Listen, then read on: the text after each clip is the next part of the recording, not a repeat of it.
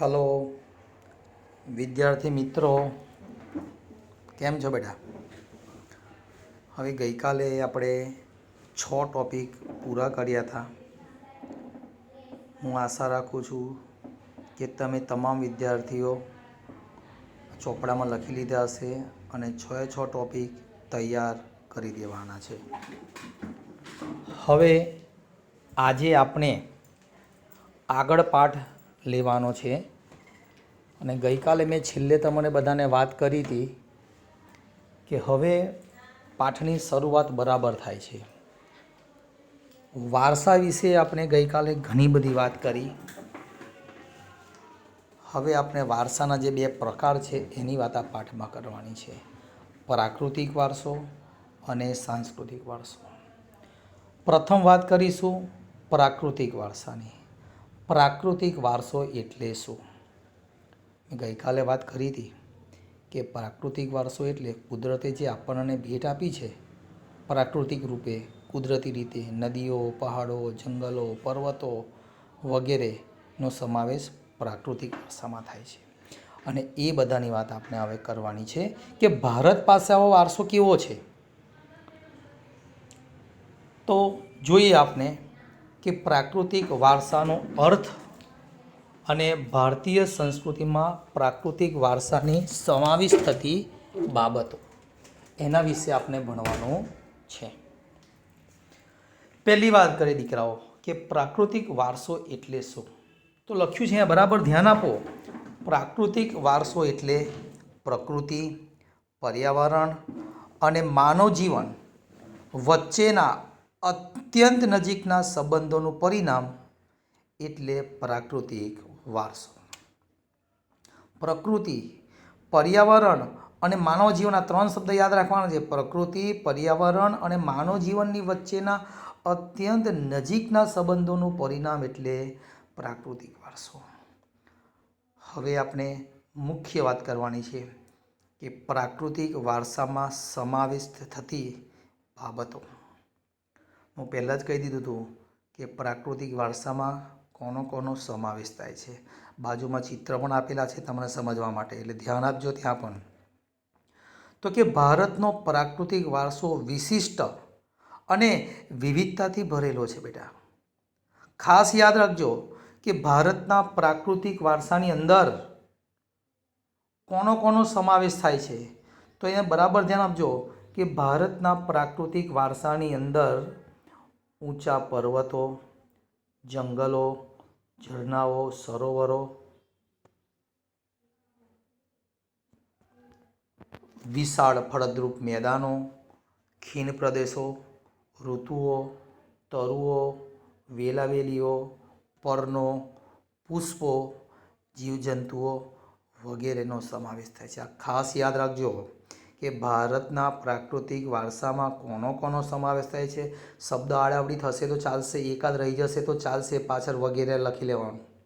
કે ભારતના પ્રાકૃતિક વારસામાં ઊંચા પર્વતો, જંગલો, ઝરણા, નદીઓ, રણો, સાગરો, વિશાળ ફળદ્રુપ મેદાનો, ખીણ પ્રદેશો, ઋતુઓ, તરુઓ, વેલાવેલીઓ, પર્ણો, પુષ્પો, જીવજંતુ વગેરેનો સમાવેશ થાય છે.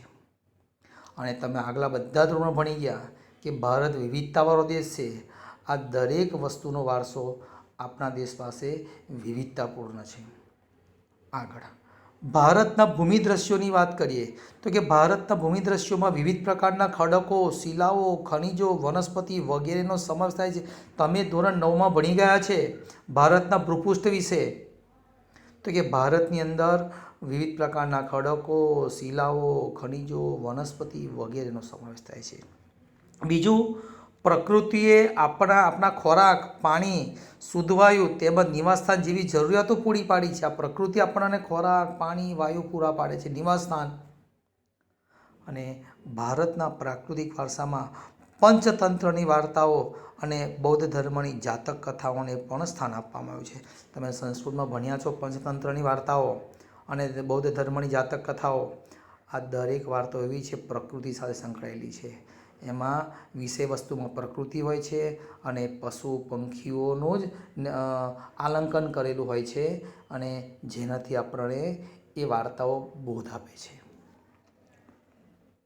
બીજી વાત કરીએ, આપનું શાસ્ત્રીય સંગીત લોકસંગીતને પણ પ્રકૃતિ તથા ઋતુઓ સાથે જોડવામાં આવ્યું છે. આપણું સંગીત લોકસંગીત એમને એમ નથી ભાઈ, એને પણ આપણા પ્રકૃતિ સાથે અને ઋતુઓ સાથે જોડાયેલું છે. આપના ગીતો, કાવ્યો, તહેવારો, ચિત્રો વગેરેની વિષય વસ્તુ તરીકે મુખ્યત્વે પ્રકૃતિ અને ઋતુઓ રહેલી છે. તમે જોશો દરેક ગુજરાતી કવિતાઓ ભણતા હશો, કાવ્યો, તહેવારો, ચિત્રો બધા પ્રકૃતિ સાથે ઋતુઓ પ્રમાણે તહેવાર છે. એ ફક્ત આપણા દેશમાં છે. બીજું બેટા કે આપની આયુર્વેદિક, યુનાની અને નિસર્ગોપચાર જેવી ચિકિત્સા, આયુર્વેદિક પદ્ધતિઓ બધી આપણી દેશી દવાઓ જે કહીએ આપણે એ આયુર્વેદિક, યુનાની એટલે પાણી પર આધારિત બધી પ્રક્રિયાઓ, નિસર્ગોપચાર જેવી ચિકિત્સા પદ્ધતિઓ સંપૂર્ણપણે પ્રકૃતિ પર આધારિત છે. અને કુદરતે ભારતને આ કુદરતી સંપત્તિ અઢળક અને વિવિધતાવાળી આપી છે. ફક્ત ભારત દેશ એવો છે એને આ બધી વિવિધતાઓ મળેલી છે. આગળ વાત કરીએ ભારતના ભૂમિ દ્રશ્યો વિશેની માહિતી. તો ચિત્રમાં તમે ધ્યાનથી બરાબર જો હિમાલયની વાત છે. હિમાલય એક એવો પર્વત છે એક ભારતનું ઉત્તર તરફથી રક્ષા પણ કરે છે અને ભારતની જે 3 ઋતુઓ સંભવિત છે શિયાળો, ઉનાળો અને ચોમાસું એ આપણે હિમાલયને આભારી છે. ભૂમિ આકારોની વાત કરીએ તો લખ્યું છે બેટા ધ્યાન આપજો કે ભૂમિ આકારો દ્વારા અનેક ભૂમિ દ્રશ્યોનું સર્જન થાય છે. તમને દ્રશ્ય દેખાય છે.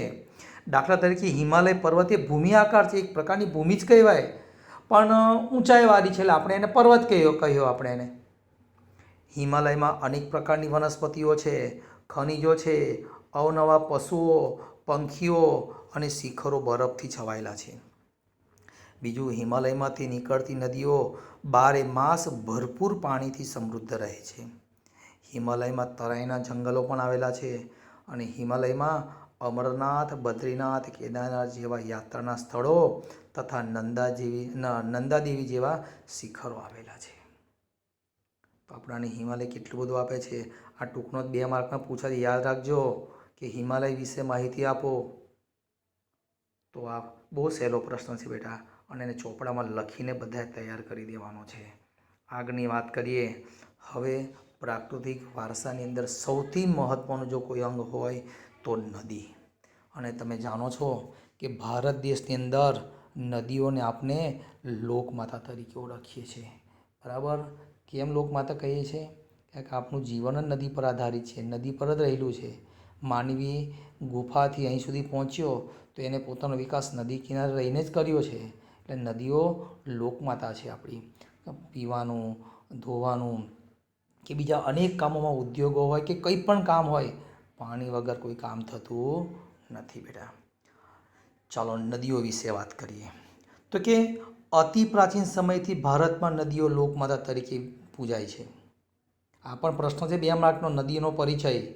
ભારતની સંસ્કૃતિનો ઉદય અને વિકાસ હમણાં જ કીધું કે આપણી સંસ્કૃતિનો વિકાસ ને ઉદય સિંધુ અને રાવી નદીઓના કિનારે જ થયો હતો.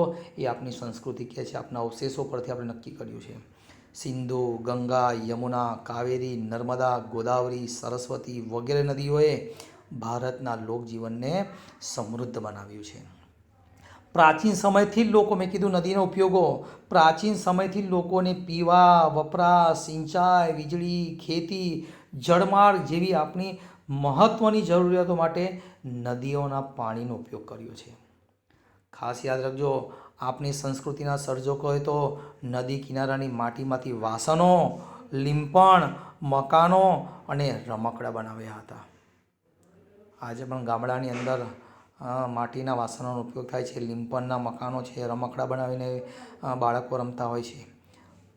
અને નદી કિનારે જોવા મળતા ઉષા સંધ્યાના વિવિધ ભૂમુ દ્રશ્યોએ માનવીઓમાં સૌંદર્ય સૂઝ, કલા સૂઝ અને કૌશલ્ય વિકસાવીને ભારતીય પ્રજાજીવનને સુંદર બનાવ્યું છે.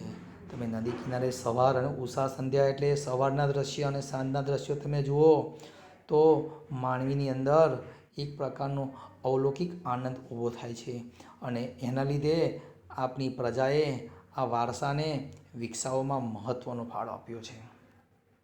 આ વાત થઈ બેટા નદી. ખાસ પ્રશ્ન આની PDF મૂકી જ દઈશ હું, તમારે એને ચોપડામાં લખીને તૈયાર કરી દેવાની કે પ્રાકૃતિક વારસાના અંગ તરીકે નદીઓનો પરિચય આપો. સરસ મજાનો પ્રશ્ન છે, સહેલો પ્રશ્ન છે, બધાને આવડે એવો પ્રશ્ન છે. હવે વાત કરીએ નદીઓ પછી બીજો નંબર આવે છે વનસ્પતિ જીવનનો. વનસ્પતિ પણ આપણા જીવનને ઘણી ઉપયોગી છે, એના વગર તમને ચાલી નહીં શકીએ, કારણ આપણે બધો ખોરાક ત્યાંથી જ મેળવીએ છીએ. તો કે અતિ પ્રાચીન યુગથી ભારતની પ્રજા પ્રકૃતિ પ્રેમી અને પર્યાવરણ પ્રેમી રહી છે. તમે જોશો ભારતની પ્રજા પ્રકૃતિ પ્રેમી અને પર્યાવરણ પ્રેમી રહી છે.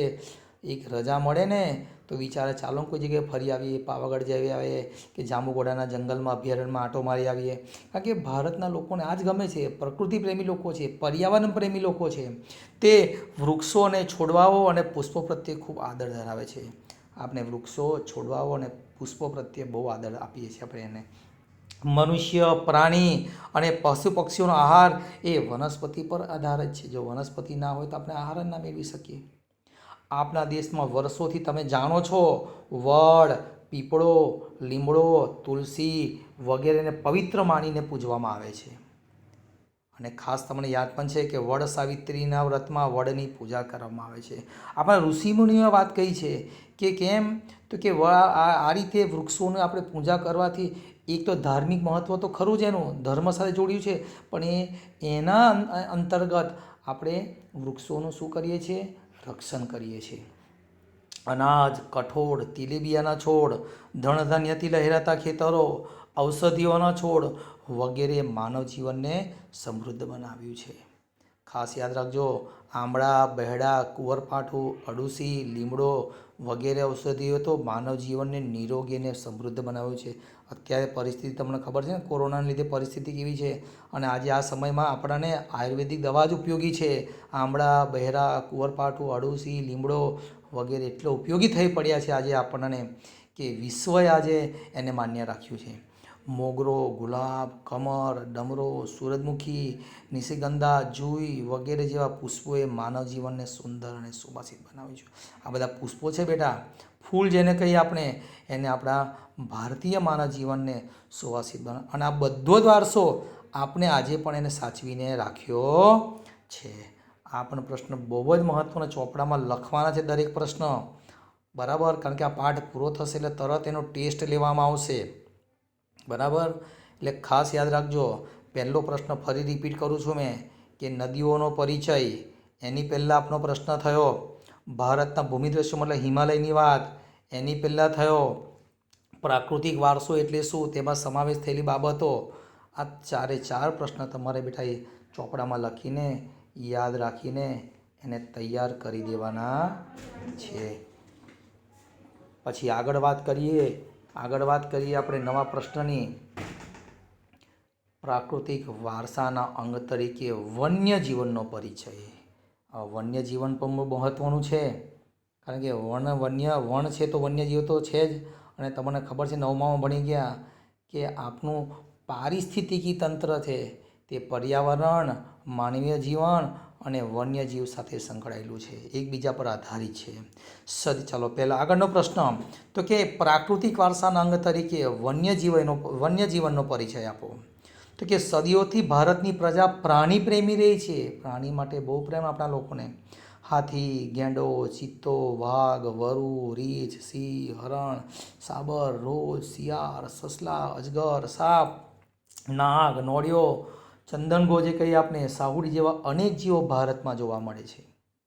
અને ખાસ વિશ્વમાં એશિયાઈ સિંહો માત્ર ગુજરાતના ગીરના જંગલોમાં જોવા, એ આપણી ભારતની વિશેષતા છે. લોકોએ વાઘ, મોર, મગર, ગરુડ વગેરે વન્યજીવોને દેવદેવોના વાહન તરીકે સ્થાન આપ્યું છે. તમને ખબર છે કે આપણા દેવી દેવતાઓના વાહન તરીકે આપણે આ પ્રાણીઓ, પક્ષીઓને લીધા છે. કેમ કે જેથી તેનું રક્ષણ થાય. ભારતના બંધારણે આપણી રાષ્ટ્રમુદ્રામાં 4 સિંહો, ઘોડા અને બળદની આકૃતિને સ્થાન આપીને વન્યજીવનું ગૌરવ કર્યું છે. વન્યજીવોની રક્ષા માટે આજે આપણે 9માં ભણી ગયા અભયારણ્યો બનાવી તેમના જીવનની સુરક્ષા માટે કાયદા પણ પસાર કરેલા છે અને ઘડેલા છે બેટા. આ ભારતનો પ્રાકૃતિક વારસાની વાત કરીએ, કેટલો સરસ વારસો ભારતનો છે અને આ બધા વિશે આપણા પાઠમાં ભણવાનું છે. બસ આજે આપણે આટલું કહીને હું વિરામ કરું છું, પણ આ બધા જ પ્રશ્નો તમારે લખીને તૈયાર કરી દેવાના છે.